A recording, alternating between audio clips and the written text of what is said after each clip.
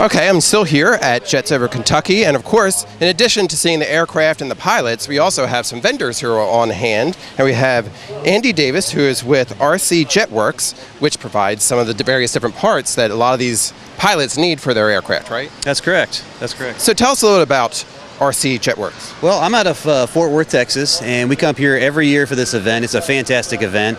We sell some of the more entry-level jets. We sell some of the engines that go in them, and then we also carry a whole line of electric jets, and we carry some of the accessories that go in the electric jets, like the high-performance fans and then the high-powered batteries. So if you're saying that for like starter jets for some of these people, what kind of price range? If somebody's sitting out there thinking this looks really cool and they want to get started, what kind of price range would they be expecting to get into with a starter jet? Well, we always kind of suggest start with electrics first. They're a little more affordable, and you can get a high performance electric RC jet ready to fly for around $600 or so. Okay. And you can build from there. You can go up, I mean, you can spend all the way to $5,000 on an electric jet. But you can get into turbine jets with new equipment for around $2,500 all the way up to $25,000. Now, if you're doing an electric versus a turbine, is there like height range differences or anything different in what the two can accomplish? No, you can get some of the high performance electrics to perform like the turbines. Apples to apples, the turbines are faster. They're going to fly a little longer. You have fuel instead of batteries. As the plane flies, it gets lighter because you're burning off the fuel, whereas electrics, they weigh the same when you take off, they weigh the same when you land. So. Okay. And what do you sell more of, would you say? I probably sell a lot more electric components and parts and accessories. Now, here at the show, what are you seeing more of here, actually? A lot more turbines. This is probably 95% turbines here. Okay, what they're doing. Yeah. So, RC Jetworks, how long have you been around? About 5 years now. 5 years we've been selling these parts, and every year we kind of expand on our product line, add more things and go more places. And what got you involved in jets? Probably as a kid, just, the movie, I grew up with the movies Top Gun and Iron Eagle and just loved aviation. And about 10 years ago, I think I just saw a video on YouTube of somebody flying an RC jet, and I thought, I got to do that. That's where I am now. So you have your own? Yeah. Is it here? Oh yeah, that one. Those up right there are ours. Yeah. Okay. So you have two? Yeah, got a couple more in the trailer, and yep. Okay, fantastic. Yeah. Now, are they electric or turbine? That one's turbine, that one's electric. Got another turbine over in the hangar as well, and then there's another electric still sitting in the trailer. So what's your favorite thing to do with your craft? Fly at events like this. Fly with all the other pilots. You learn from each other, you share ideas and secrets, and there's a lot of camaraderie. It's a lot of fun. Well, thank you very much. Yeah. Hi, I'm here with two Davids, David Jones and David Hamilton, who are here to see the Jets Over Kentucky event here at the Lebanon Springfield Airport. It's a beautiful day for them out here, and it's the first time, I believe, right? Yes, first time. Okay. Now, the two of you are actually from, I think you said, you're from England and you're from Wales originally, but now it's Indiana and Harrodsburg, right? Yes. Okay. Now, what brought you down to the Jets Over Kentucky? Well, Dave suggested we come down, but I basically used to fly model airplanes, so I came down just for past the time. Okay. Now, are these the kind of planes that you used to fly?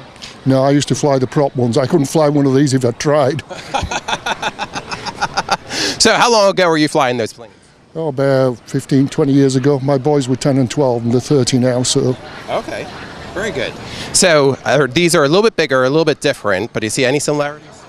There's some. The controls still look the same, but that's about it. Now, how about you? You're a pilot as well, right? Yes, I flew solo in 1959, and I was in the Air Force 14 years, but as a mechanic technician, and luckily it was the Royal Air Force, not the US, and I flew very often, but not as a pilot. Okay. Did you ever do remote controlled? I've tried. Not very good at it. I did a lot of free flight and control line, U-control, and I got quite good at that, but it was too expensive when I was young and was interested. So tell me, what are you learning about the aircraft you're seeing here today? The power, it's just unbelievable, and the reliability and the attention to detail. Back 40 years ago, the resources were not there to build aircraft like this. So it was usually all glow plug engines, And if you had anything that was jet powered, it was what you called back then ducted fan or ramjets. So the technology has advanced enormously. It's advanced enormously in the last 15 years. I mean, from when I was flying them. So jets were a rarity, and now you look around here. Now, I've been talking with some of the pilots, some of the people who are in the jet craft here, and kind of the starting price there for an electric one's like $500, but you know, for some of these turbines, it's $2,500. But there was one that was $100,000 that they were actually paid for that aircraft. What kind of price range were you talking about 15 years ago for you? About $600. Really? Okay. Yeah. So it was still expensive back then. Yeah, it was. Yeah. Wow. Are your boys still doing anything with them? No, they've got grandkids, so they might eventually. They've started on radio controlled cars, which is where we started, so I suspect they might eventually. Okay. So what are you seeing that's been different over this last 15 years? What strikes you as the most interesting thing you're seeing here today? Just the scale of them and the jet engines, really. And the amount of technology that's in them. I look at them and they've got a mini computer in there. You know, so that's different. To control all the turbine. Now, when you were putting yours together, did you actually do it as a model and put it together yourself? Yeah. That was half the fun. Build them over the winter and wreck them over the summer. Okay. So they didn't last as long as some of these are? No, definitely not. I wouldn't fly one of these for love nor money. Now, how about you? What's the most unique thing that you're seeing here today that you would say? Well, there's one airplane I'd love to see fly. It's a model of an English Electric Lightning, which, as distinct from almost everything else, there are two jet engines, one above the other. That was a configuration that you won't see. And the power-to-weight ratio for an airplane that was built originally in the 50s would climb vertically above the speed of sound, which even today is faster than a lot of modern jets. Wow, that's amazing. So that was an amazing airplane, and I'd love to see it fly. Well, hopefully maybe you'll get a chance to today. Yes. I'm hoping. Any other English craft that you've noticed here? Because I know there are 14 countries that are represented today that we're seeing. Any other kind of ones that you may have worked on? Have you seen anything that kind of... Hunter. Well, I worked on the English Electric Lightning and the Hawker Hunter and a Vampire I saw. So there were three jets of the 50s and 60s and into the 70s. And they look authentic from what you can tell. They look very authentic. I also worked on quite a number of American jets when I was based in Germany because we'd get them visiting the Starfighters.